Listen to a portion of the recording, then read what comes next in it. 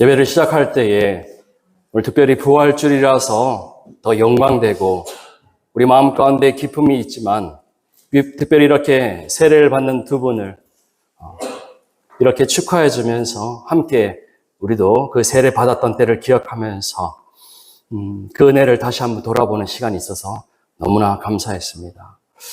그리고 또 시작할 때에 우리 그동안에 몸이 아파서 나오지 못했던 우리 김오라 집사님이 반주를 시작하시는데 제 마음이 너무나 감사하더라고요. 온전히 회복 잘 되어서 함께 예배를 드릴 수 있어서 너무나 감사했습니다. 그리고 또 우리 호산나 찬양대에 우리 김경숙 권사님이 오늘 함께 찬양하셨는데요. 그래서 더더욱 하나님이 우리 찬양을 기뻐 받아주신 줄 믿습니다. 우리 서로를 위해서 우리 다 함께 감사의 박수 올려드릴까요? 감사합니다. 오늘 우리가 예배할 때에 부활의 주님을 기다리며 무덤가로 달려간 여인들의 마음으로 그렇게 이 자리에 나와서 예배할 때에 하나님이 크신 은혜를 더하여 주실 줄 믿습니다. 오늘 우리에게 주신 말씀 마태복음 28장은 예수님의 부활에 관한 증언이지요. 1절에 보니까 그달은 안식일 다음 날이었고 동틀 무렵이었다 해요. 그러니까 예수님이 부활하신 그 정확한 시점은 알 수 없지만 예수님이 부활하셨음을 확인한 시각은 일요일 새벽이었다는 겁니다. 그래서 유대교는 아직도 토요일을 안식일로 지키고 있지만 우리 기독교는 안식일 다음 날 주님이 부활하신 일요일을 거룩한 주일로 제정해서 주일에는 세상 일 다 내려놓고 오직 하나님께 예배하는 날로 지키고 있어요. 이렇게 우리 기독교는 유대교가 말하는 토요일이 아닌 주일에 예배를 드리는지 여러분 이미 잘 알고 계시겠지만 혹시라도 명확하게 잘 모르셨던 분은 이번에 한번 정리하고 짚고 넘어가시길 바랍니다. 왜냐하면 교회가 주일에 예배하는 그 전통에 대해서 잘못된 것이라고 성경적이지 않다고 신천지와 같은 이단이 우리를 공격하는 수단으로 사용하기 때문입니다. 이러한 전통은 초대 교회에서부터 내려온 기독교 신앙의 전통이기 때문에 여러분 성경이 말하는 안식일을 거룩하게 지키라는 그 말씀을 오늘 우리는 주일에 적용해서 매주일 예배하심으로 하나님을 만나는 거룩한 날, 은혜의 날로 지키시기 바랍니다. 본문 1절로 돌아가서 보면은 안식 후 첫날 새벽에 마리아와 또 다른 마리아, 곧 27장 56절에 등장하는 야고보의 어머니 마리아가 무덤을 보려고 갔다고 해요. 이렇게 막달라 마리아와 야고보의 어머니 마리아가 이른 새벽 찾아갔던 그 무덤은 우리가 상상하는 그러한 동굴 형태의 무덤은 아니었습니다. 가끔 우리가 영화나 그림에서 보면은 사람이 들어가서 설 수 있는 큰 동굴과 같은 그런 무덤은 아니었다는 겁니다. 여러분 오늘 토요일 4월 26일에 우리 교회 창립 기념일을 맞이해서 전교인 성지 탐방을 계획하고 있는데요. 그때 가게 될 제천 기독교 박물관에 가보시면 예수님 당시의 그 무덤의 형태를 재현해 놓은 그러한 실제 무덤과 같은 모습을 보실 수 있을 거예요. 여러분 가서 보시면 아시겠지만 예수님 당시 유대인들이 만든 무덤은 성인 한 명이 누울 수 있는 직사각형 형태의 무덤이었습니다. 오는 토요일에 여러분 마리아의 마음으로 예수님의 무덤을 찾고 바라보겠다는 그런 믿음으로 여기 계신 모든 분들 다 참석해 주시고 또 자녀들까지 손잡고 오셔서 온 가족이 성경을 잘 이해하고 또 말씀을 더 깊이 사모하시는 은혜가 있기를 바랍니다. 아멘. 자, 그러한 무덤에 마리아가 도착했을 때 갑자기 지진이 났다고 해요. 영어 성경에 보니까 미세한 진동이 아니라 땅이 흔들리는 격렬한 지진이 일어났다 그렇게 표현했어요. 그런데 여러분 새벽에 갑자기 지진이 났다는 것은 무슨 의미일까요? 마태복음 27장에서도 예수님이 하나님 아버지를 간절히 부르시며 영혼이 떠나가실 때 땅이 진동하고 바위가 터지는 현상이 일어났다고 해요. 이는 예수님의 죽으심과 부활의 역사가 평범한 인간의 역사가 아니라 천지를 만드신 하나님의 손길이 개입된 하나님의 역사를 의미하는 것이라고 마태복음은 우리에게 가르쳐주고 있는 것이지요. 그렇게 그날 새벽 예수님의 무덤가에서 일어났던 기이한 현상은 땅이 흔들리는 큰 지진뿐만이 아니었습니다. 2절에 보면 주의 천사가 하늘로부터 내려와 돌을 굴려내고 그 위에 앉아 있었다고 해요. 천사의 모습이 마치 번개처럼 빛났고 옷은 눈처럼 희었다 해요.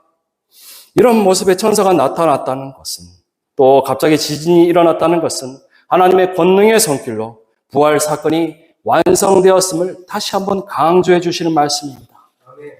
그런데 말씀을 자세히 보면 천사가 무덤을 막고 있던 큰 돌을 굴려낸 것은 예수님이 이미 부활하시고 무덤을 나가신 이후의 일이라는 것을 우리가 알 수 있습니다. 천사가 돌문을 굴려주었기 때문에 예수님이 걸어 나가신 것이 아니라는 거죠. 이는 전지전능하신 하나님이 땅을 진동하게 하신 것처럼 십자가 사랑과 희생으로 죽음을 정복하셨고 부활하신 예수님이 하늘과 땅의 모든 권세를 회복하셨음을 반증하는 말씀입니다.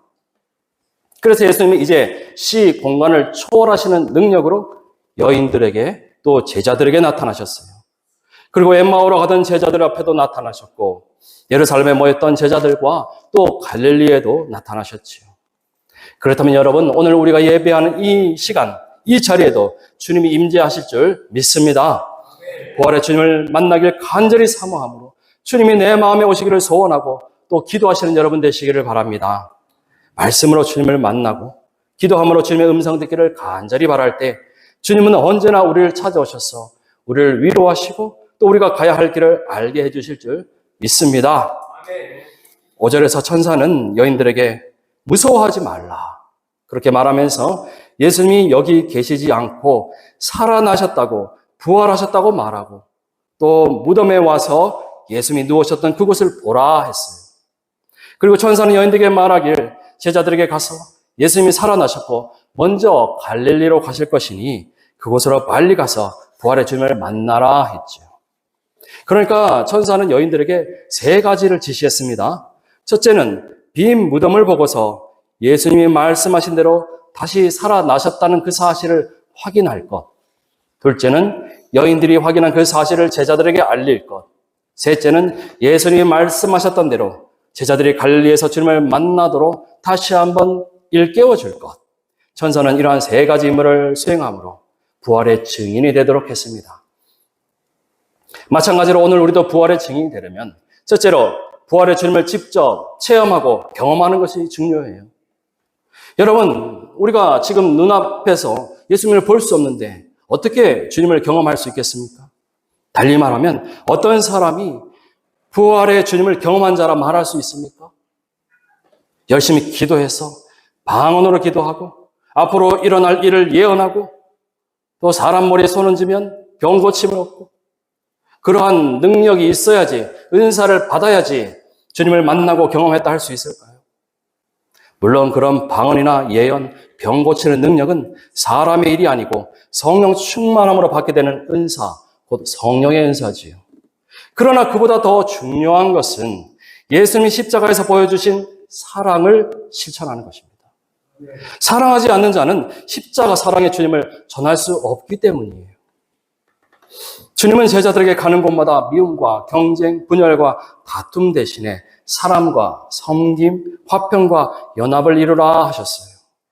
여러분, 우리가 예수님을 믿는다고 하면서 그래서 예수의 말씀을 전하는 부활의 증인이 되겠다고 하면서 예수의 말씀대로 사랑하지 못하고 아직도 내 안에 분노와 미움과 다툼이 가득하다면, 그래서 기쁨과 평안으로 살아가지 못한다면 여러분, 세상 사람들이 우리를 보고 뭐라 하겠습니까? 예수님은 그런 우리를 보고 그런 너를 나는 도무지 알지 못한다 그렇게 증언하시지 않겠습니까? 왜냐하면 예수님의 십자가는 상대를 넘어뜨리고 죽이고 이기는 역사가 아니었기 때문입니다. 세상에 굴복하고 사단에 끌려가서 고난을 받으신 것은 더더욱 아니지요. 예수님은 사랑과 희생 그리고 순종하심으로 십자가 사역을 완성하셨습니다. 예수님은 우리에게 자기 십자가, 곧 희생과 섬김과 또 사랑의 십자가를 지라고 그 십자가를 지고 주님을 따르라 하셨어요. 그런데 부활의 그날에는 사랑하지 않는 자, 미워하고 시기 질투와 세상 욕심으로 살아가는 자들도 있었다는 겁니다. 무덤을 지키던 병사들과 예수는 십자가에서 죽게 한 대제사장, 종교 지도자들이 그날 그 현장에 있었다는 거예요. 그들은 부활의 증인이 아니라 부활을 덮으려고 했어요. 왜냐하면 예수님이 부활하신 것을 세상이 알게 되면 결국 예수님이 하나님의 아들이심과 예수님이 보이신 십자가 사랑이 증명되는 것이기 때문입니다. 여러분, 내 안에 주님의 사랑으로 가득 채워달라고 기도하시길 바라요. 그래서 우리가 희생과 섬김과 사랑으로 살아가는 진짜 부활의 증인이 되기를 바랍니다. 그래서 사랑하는 자를 통해 사랑하지 않는 자를 부끄럽게 하시는 그 주님의 능력을 믿고 오늘 주님이 진정으로 찾으시는 부활의 증인으로 살아가시기를 바랍니다. 두 번째로 우리가 부활의 증인이 되는 삶을 살려면 말씀에 즉시 순종해야 합니다. 여러분, 마리아는 천사의 말대로 무덤에 아무도 없음을, 예수님의 그 시신이 없음을 확인하고서 무덤을 떠나 제자들에게 알리려고 뛰어갔습니다. 그런데 같은 기록을 하고 있는 마가복음 16장 8절에 보니까 여자들이 몹시 놀라 떨며 무덤에서 도망하고 무서워하며 아무에게도 부활의 주님을 전하지 못했다고 기록해요. 똑같이 예수님의 부활을 증언하는 마태와 마가는 이렇게 전혀 다른 상황을 기록했습니다. 오늘 우리는 두 개의 다른 부활의 본문을 보면서 마태가 맞다, 마가가 틀렸다 그렇게 말할 것이 아니라 마가복음에서 여인들이 놀라 떨었던 것처럼 마태의 여인도 놀라고 무서웠지만 그럼에도 천사의 말대로 예수님의 부활을 제자들에게 전하러 갔던 그 모습에 주목하기를 바랍니다. 여러분, 우리가 주의 일을 한다면서 두렵고 떨릴 때가 있어요. 내가 할 수 없는 일처럼 여겨질 때가 있습니다. 내가 감당하기에는 너무나 버거울 때가 있어요. 하지만 두렵고 떨릴 때, 맡기신 그 사명에 순종하며 그 일을 하려고 할 때 여러분 어떤 역사가 일어납니까? 9절을 함께 다시 읽어볼까요? 예수께서 그들을 만나 이르시되 평안하냐 하시거늘 여자들이 나아가 그 발을 붙잡고 경배하니. 아멘. 여러분, 부활의 기쁜 소식을 전하려고 맡기신 사명에 순종하여 나갔던 여인들에게 예수님이 찾아와 만나주시는 역사가 있었습니다. 예수님은 여인들에게 평안하냐 물으시며 여인들의 마음을 진정시켜 주셨어요. 10절에도 보면 예수님이 여인들에게 무서워하지 말라고 또 한 번 위로해 주셨습니다. 여러분, 하나님이 우리에게 사명을 주시고 일을 맡기실 때 그냥 주시는 것이 아닙니다. 모세에게도 이스라엘 백성을 구출하라는 그 사명을 맡기면서 그냥 가라고 하지 않으셨죠. 처음에 못 간다고, 나는 할 수 없다고 이런저런 핑계를 댔지만 여호와 하나님 모세의 지팡이를 통해 하늘의 능력을 보여주셨고 또 아론이라는 조력자를 붙여주셨어요. 여호수아에게도 나타나셔서 담대한 믿음을 불어넣어 주셨죠. 여러분, 주님이 맡기신 그 일을 할 때 크거나 또 작든지 간에 놀라거나 두려워하지 마시기 바랍니다. 주님은 순종하는 자에게 능력을 주십니다. 그에게 그 마음을 위로하시고 평안히 그 길을 갈 수 있도록 도우시는 분이세요.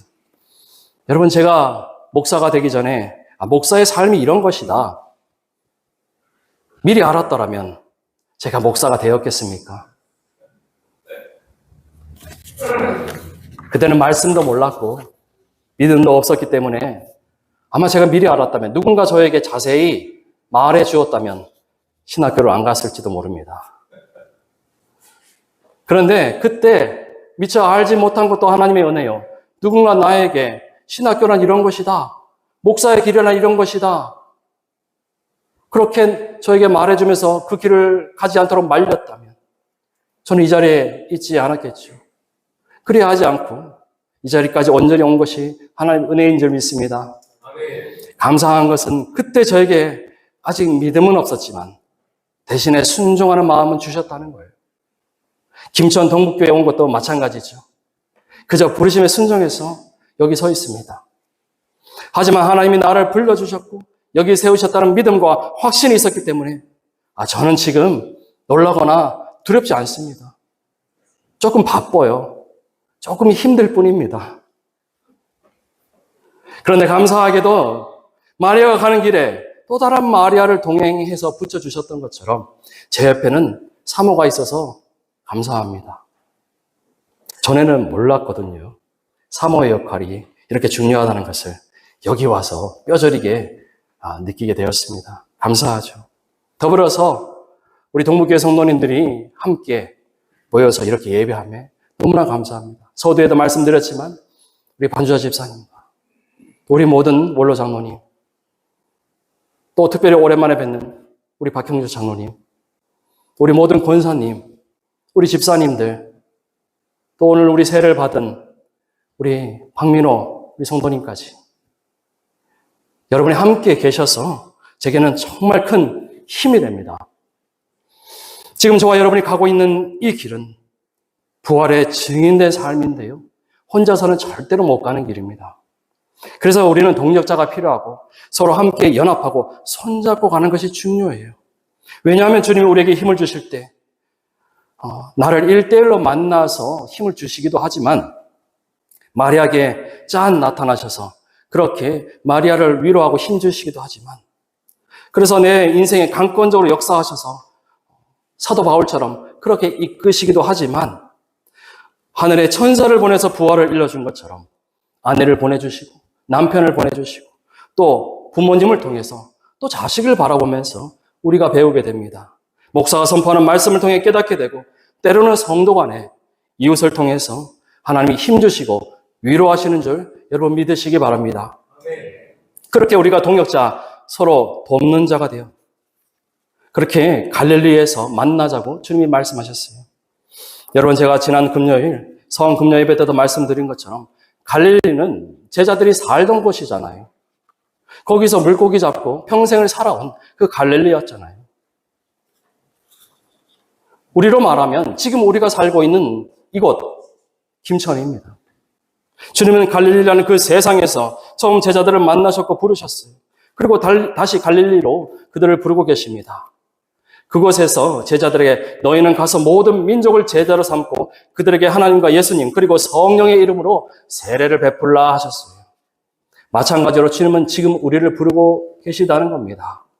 가정이라는 갈릴리에서, 직장이라는 갈릴리에서, 김천과 동북교회의 갈릴리에서 우리를 부르시며 너희가 이제는 부활의 증인이 되어서 이제는 진짜 제자가 되어서 세상에서 죽어가는 영혼을 구원하는 그 사명을 감당하라고 우리를 부르고 계신 줄 믿습니다. 여러분, 오늘 우리가 주님이 가라고 하신 그 갈릴리에서 주님이 맡겨주신 사명을 행하려고 할 때 앞서 말씀드린 것처럼 놀라거나 두려워하거나 포기하지 마세요. 말씀에 순종하며 나갈 때 주님이 우리를 위로하시고 힘과 능력을 주실 줄 믿습니다. 여러분, 우리가 마리아처럼 제자들처럼 사랑의 복음을 들고 순종하며 나갈 때 비로소 세상은 나를 보고 부활의 증인이라고 또 우리를 향해서 그리스도인이라고 부를 줄 믿습니다. 더불어 주님은 이 모든 사역을 온전히 감당할 때 우리 모두와 함께 항상 함께 하실 것이라고 그렇게 약속해 주셨지요.